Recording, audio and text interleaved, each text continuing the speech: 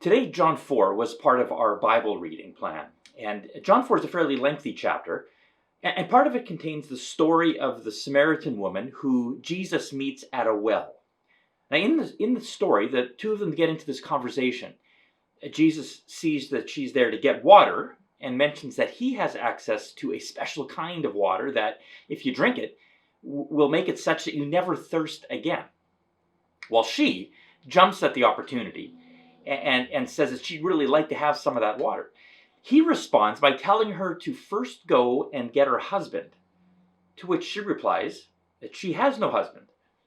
And then Jesus says this. He says, "You're right when you say that you have no husband. The fact is, you have had 5 husbands, and the man you have now is not your husband." Whoa. Have you ever read that conversation and been struck by how awkward it sounds? Like with Jesus totally outing this woman? And it's not just what Jesus says here. I mean, he sets her up for it. Go and get your husband, knowing full well she doesn't have one. And then when she bites in response to him, he takes the opportunity to point out that she's right. She's not married to the current guy in the picture, and she's already moved on from the previous 5 who qualified in that category. Now, let's be honest. If I had that conversation with someone, and if I took a page out of Jesus' book, if I used those lines, I'd be liable to get slapped in the face. I mean, the only reasonable expectation is that after Jesus says this, is that the woman is going to either, tear a strip off him or just going to walk away in disgust and frustration. And yet, neither of those things happen. Instead, the woman is so taken by Jesus that the conversation carries on, as if that wasn't just the most awkward or exposing or demeaning kind of conversation she'd ever had. And it sort of leaves me scratching my head. It kind of doesn't make sense. But then it struck me as I was kind of mulling this over. This is actually one of those remarkable qualities about Jesus. He can have this conversation with a woman who is honestly, seeking some kind of truth. I mean, that much is evident. And in the midst of that conversation, he can speak directly to her failures, forthrightly and directly. There's no beating around the bush. But he can do it without triggering shame. It's remarkable. I mean, he can totally shine a light on the sin and failure of this woman, and yet it doesn't make her retreat. It actually draws her deeper into the conversation and leads to a transformative moment. It's actually quite incredible.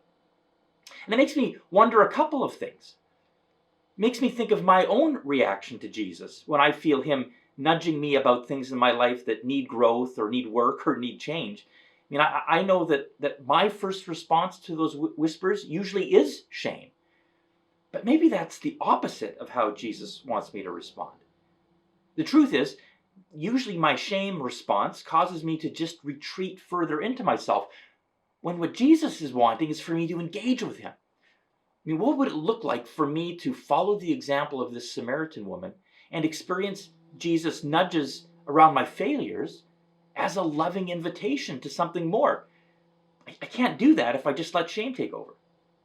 And then I wonder, is it possible for our relationships as brothers and sisters in Christ to look like this? Is it possible for us to pull off what Jesus was able to do?